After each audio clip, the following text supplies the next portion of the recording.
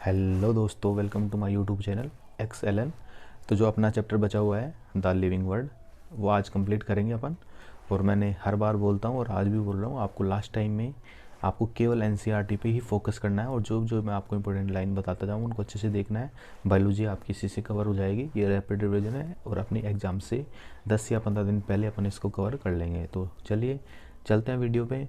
और अगर आपको अपनी ये जो मुहिम, ये जो वीडियोज़ आपको अच्छी लगती हैं, मेरा समझाने का तरीका अच्छा लगता है, तो अपने चैनल को सब्सक्राइब कर लीजिए और वीडियो को लाइक और अपने जो भी क्वेश्चन हो वो कमेंट में करके आप बता दीजिए। और अपने दोस्तों के साथ में भी शेयर कीजिए जो नीट की प्रिपरेशन कर रहे हैं। हो सकता है लास्ट टाइम में उनको काफ़ी हेल्पफुल मिल जाएगी। चलिए चलते हैं अपन चैप्टर पे, ठीक है। तो देखिए अपन यहाँ से स्टार्ट करेंगे। ये जो मैंने छोड़ा हुआ था अपन वहीं से स्टार्ट करेंगे। पेन चेंज कर लेता हूँ। देखो, वर्ग की अध्ययन में जीवों के वर्ग जिसमें मौलिक समानता होती है उसे स्पीसीज कहते हैं। हम किसी भी स्पीसीज को उसके समीपस्थ संबंधित स्पीसीज से उनके आकार की विभिन्नता के आधार पर उन्हें एक दूसरे से अलग कर सकते हैं। मतलब क्या है, अपन उनको मॉर्फोलॉजी के आधार पर एक स्पीसीज को दूसरे स्पीसीज से अलग कर सकते हो। जैसे गधे को और घोड़े को आप देख के ही अलग कर सकते हो, नॉर्मल देख के आप उनको सेपरेट कर सकते हो, ठीक है। दूसरा देखो, नेक्स्ट हम इसके लिए मेंजिफेरा इंडिका यानी कि आम, सोलेनम टुबेरोसम यानी कि आलू तथा पैंथेरा लियो यानी कि शेर के उदाहरण लेते हैं। इन सभी तीनों नामों में इंडिका, टुबेरोसम और लियो जातीय संकेत पद, जबकि पहले शब्द मेंजिफेरा, सोलेनम और पैंथेरा ये किसको बताते हैं, वंश के नाम है और यह टैक्सा अर्थात संवर्ग का भी निरूपण करते हैं। तो देखो, ये जो मैंने येलो कलर में जो मार्क कर रखा है ये तो है वो जो आपको लास्ट टाइम में केवल एक बार रीडिंग मारनी है। जो रेड कलर में कर रखा है वो आपको पढ़ना ही है, क्योंकि वहाँ से क्वेश्चन आने की सबसे ज़्यादा पॉसिबिलिटी होती है, ठीक है। नेक्स्ट देखिए, प्रत्येक वंश में एक से अधिक जाति संकेत पद हो सकते हैं जो विभिन्न जीवों जिनमें आकारिकीय गुण समान होते हैं को दिखाते हैं। उदाहरण के लिए पैंथेरा में एक अन्य जाति संकेत पद है जिसे टिग्रिस कहते हैं। सोलेनम वंश में नाइग्रेम मेलाजोला भी आते हैं। मानव की जाति सेपियंस है जो होमो वंश में आता है, इसलिए मानव का वैज्ञानिक नाम क्या है, होमोसेपियंस, होमोसेपियंस, ठीक है। नेक्स्ट देखिए, वंश जिसको आप जीनस बोलते हो।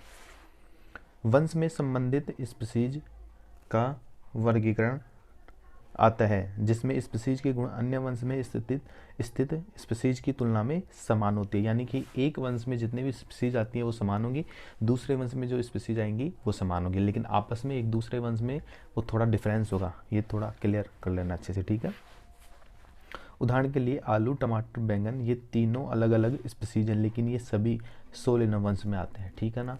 कई बार क्वेश्चन पूछ लेता है कि ये कौन कौन से वंश के सदस्य हैं या किस वंश में आते हैं, ठीक है। पैंथेरा लियो यानी कि शेर, चीता जिसको बोलते हैं पैंथेरा पोर्टर्स, तथा पैंथेरा टिग्रिस यानी कि बाघ जिसमें बहुत से गुण हैं, वे सभी पैंथेरा वंश में आते हैं। ये वैज्ञानिक नाम याद रखना क्योंकि NCERT में है तो पूछे जा सकते हैं, ठीक है। यदि यह वंश दूसरे वंश फैलिस जिसमें बिल्ली आती है से भिन्न है, ठीक है। बिल्ली फैलिस में आती है, ये पैंथेरा में आती है, ठीक है। नेक्स्ट देखियो, नेक्स्ट जो अपनी कैटेगरी है वो है कुल, ठीक है, फैमिली। अगला संवर्ग कुल है जिसमें संबंधित वंश आते हैं। वंश स्पीसीज की तुलना में कम समानता दर्शाते हैं। जैसे जैसे अपन नीचे से ऊपर की ओर जाएंगे समानताएं कम होती जाएंगी। ये अपन ने पहले भी पढ़ा था और वो उस पर इम्पोर्टेंट मैंने बताया था, ठीक है। कुल के वर्गीकरण का आधार पौधों के कायिक तथा जनन गुण है। उदाहरण के लिए पौधों में 3 विभिन्न वंश सोलेनम, पिटूनिया तथा धतूरा को सोलनेसी कुल में रखते हैं, जबकि प्राणी वंश पैंथेरा जिसमें शेर, बाघ, चीता आते हैं को फेलिस बिल्ली के साथ फेलिडी कुल में रखा गया है। इसी प्रकार यदि आप बिल्ली तथा कुत्ते के लक्षण को देखें तो आपको दोनों में कुछ समानताएं, कुछ विभिन्नताएं दिखाई पड़ेंगी। उन्हें क्रमशः 2 विभिन्न कुलों कैनेडी और फेलिडी, कैनेडी में तो कुत्ता आता है और फेलिडी में क्या आता है, आपकी बिल्ली आती है, ठीक है। नेक्स्ट देखिए, आपने पहले देखा है कि संवर्ग जैसे स्पीसीज, वंश, कुल तीनों समान लक्षणों पर आधारित है। प्रायः गण तथा अन्य उच्चतर वर्ग की संवर्ग की पहचान लक्षणों के समूहन के आधार पर करते हैं, ठीक है। नेक्स्ट आ जाए, नेक्स्ट पेज पे, जिसमें कुछ गुण समान होते हैं। इसमें एक जैसे लक्षण कुल में शामिल विभिन्न वंश की अपेक्षा कम होते हैं। पादप कुल जैसे कॉन्वोल्यूवेसी, सोलोनेसी, पोलियोसोनियल्स गण में रखा गया है। इसका मुख्य आधार पुष्पी लक्षण है, जबकि प्राणी कार्निवोरा गण में जैसे फेलिडी और कैनेडिकुलों में रखा गया है। वर्ग देखिए नेक्स्ट जो अपनी कैटेगरी है उसमें, इस वर्ग में संबंधित गण आते हैं, उदाहरणतः प्राइमेटा गण, बंदर, गोरिल्ला, गिब्बन आते हैं। प्राइमेटा में कौन से आते हैं? बंदर, गोरिल्ला और गिब्बन आते हैं। और कार्निवोरा गण जिसमें बाघ, बिल्ली, कुत्ता यानी कि जो मांसाहारी है वो आते हैं, को मैमेलिया वर्ग में रखा गया है। क्लास कौन सी है? मैमेलिया। जब आप एनिमल किंगडम पढ़ोगे तब आएंगे ये सब, ठीक है। इसके अतिरिक्त मैमेलिया वर्ग में अन्य गण भी आते हैं। नेक्स्ट देखिए फाइलम वर्ग, जिसमें जंतु जैसे मछली, उभयचर, सरीसृप, पक्षी, स्तनधारी आते हैं। अगले उच्चतर संवर्ग जिसे संघ कहते हैं का निर्माण करते हैं। इन सभी को एक समान गुणों जैसे पृष्ठ नोटोकोड तथा पृष्ठीय खोखला तंत्रिका तंत्र के होने के आधार पर कोर्डेटा संघ में रखा गया है। पौधों में इन वर्गों जिनमें कुछ ही एक गुण समान, कुछ ही एक लक्षण समान होते हैं को उच्चतर संवर्ग भाग डिवीजन में रखा गया है, ठीक है। हाँ, तो नेक्स्ट अपन बात करते हैं जगत की यानी किंगडम की। जंतु के वर्गीकी तंत्र में विभिन्न संघों में सभी प्राणियों के उच्चतम संवर्ग जगत में रखा गया है, जबकि पादपों को जगत में विभिन्न भाग यानी कि विभाग डिवीजन में रखा गया है। इसको डिवीजन के सभी पौधों को रखा गया है। विभिन्न संघों के सभी प्राणियों को अलग जगत एनिमेलिया में रखा गया है, जिसमें कि उन्हें पौधों से अलग किया जा सके, और पौधों को प्लांट जगत, एक तो एनिमल किंगडम, एक हो गया प्लांट किंगडम। इसके 2 चैप्टर भी हैं, अपन इसमें डिटेल में बात करेंगे, ठीक है। नेक्स्ट देखिए, भविष्य में हम इन 2 वर्गों को जंतु जगत और पादप जगत कहेंगे, ठीक है। नेक्स्ट बात करते हैं अपन, देखो इनमें स्पीसीज से लेकर जगत तक विभिन्न वर्गीय के संवर्ग को आरोही क्रम में दिखाया गया है। ये वाली इम्पोर्टेंट है, थोड़ी ध्यान रखना। नेक्स्ट देखिए, संवर्ग है, ये संवर्ग है। यद्यपि वर्गीय के वैज्ञानिकों ने इसमें पदानुक्रम में उपसंवर्ग भी बताए हैं, इसमें से विभिन्न टैक्सा का उचित वैज्ञानिक नाम देने में सुविधा होती है, ठीक है। एक बार ये देख लीजिए, ये थोड़ा काम का है क्योंकि इससे क्वेश्चन बनने के चांसेस होते हैं, ठीक है। नेक्स्ट देखो,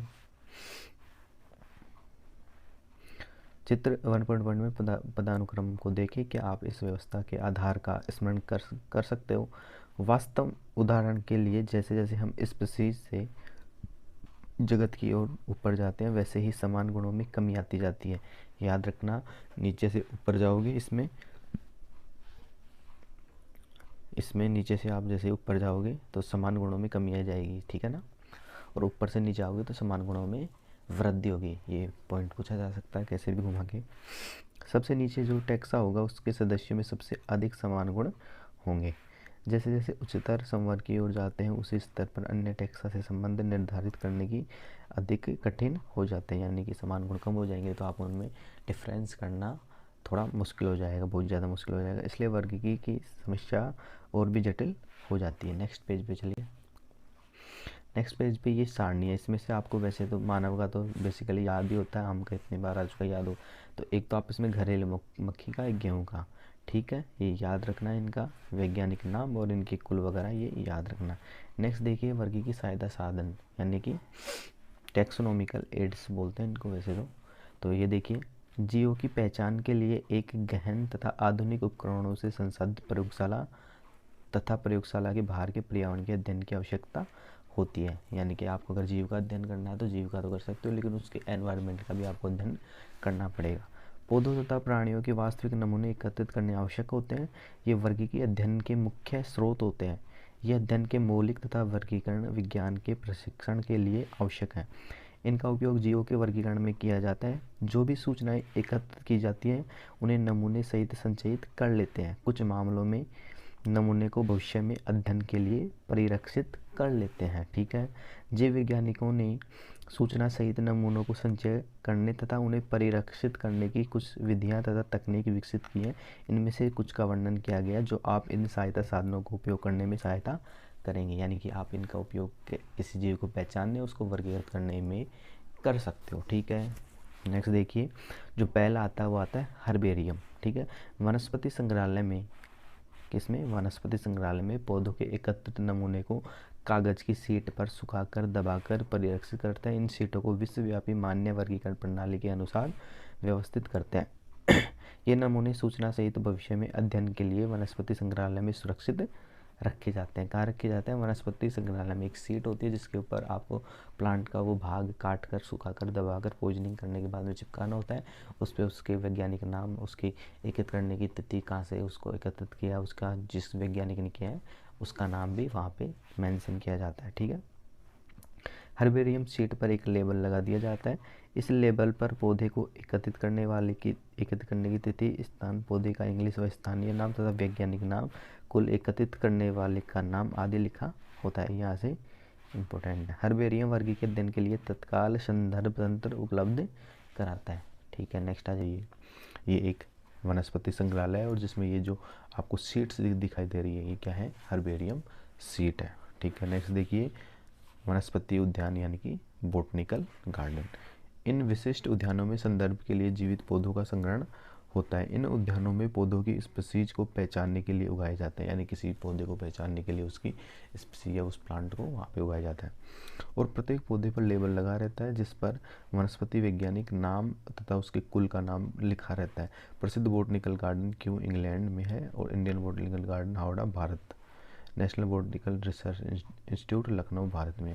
जैसे ये एक प्लांट है, इस पर एक ऐसे सीट लगी हुई होती है, उस पर उसका नाम वगैरह सब कुछ लिखा होता है, ऐसे होता है ये मेंशन। ठीक है, नेक्स्ट आता है संग्रहालय यानी कि म्यूजियम। इसमें देखिए वानस्पतिक संग्रहालय प्राय शैक्षणिक संस्थानों जैसे विद्यालय, कॉलेजों में स्थापित किए जाते हैं। संग्रहालय में अध्ययन के लिए परिरक्षित पौधे तथा प्राणियों के नमूने होते हैं, सैंपल रखे जाते हैं जारों में भर भर के। ठीक है, नमूने परिरक्षित घोल, फॉर्मेलिन का घोल होता है, अलग अलग भी होता है, मेनली फॉर्मेलिन होता है, में डालकर जारों में रखे जाते हैं।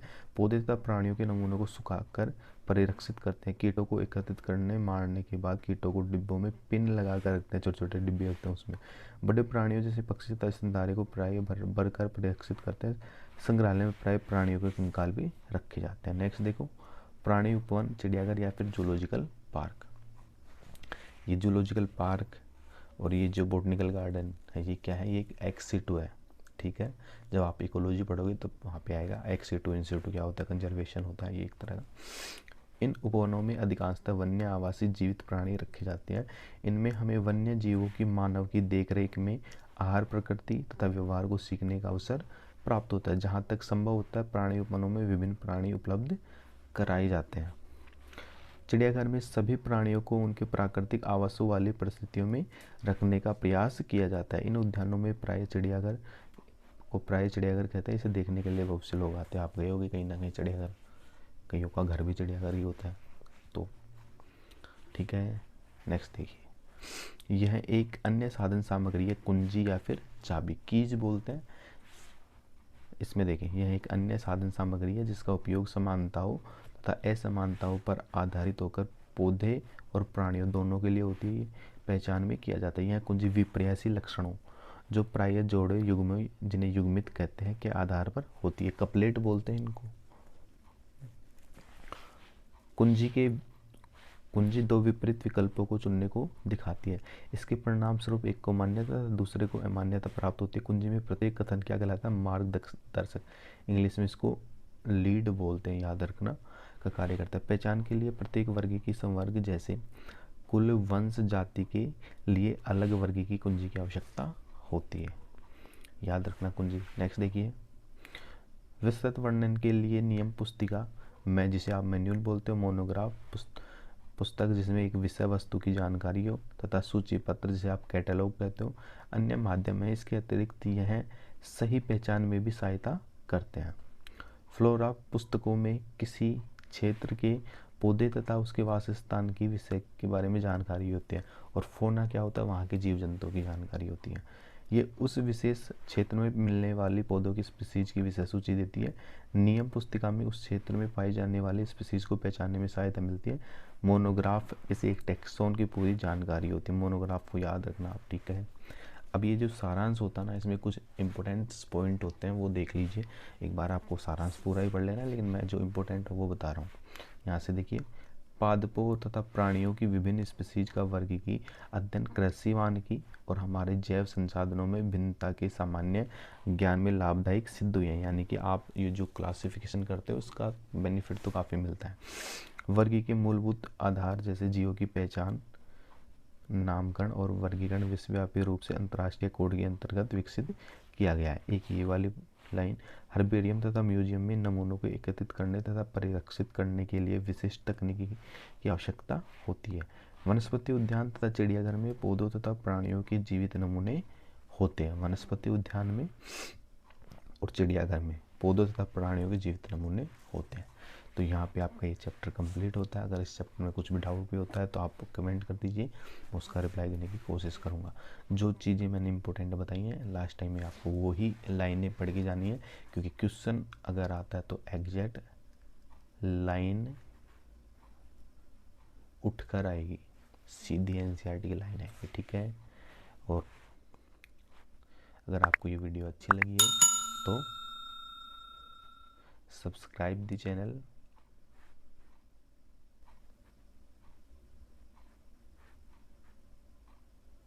and press the bell icon। Thanks. मिलते हैं नेक्स्ट वीडियो में। अगर वीडियो अच्छी लगी तो वीडियो को लाइक कीजिए, अपने दोस्तों के साथ भी शेयर कीजिए, हो सकता है उनको भी इससे काफ़ी फ़ायदा मिले। तो मिलते हैं नेक्स्ट वीडियो में, तब तक के लिए जय हिंद।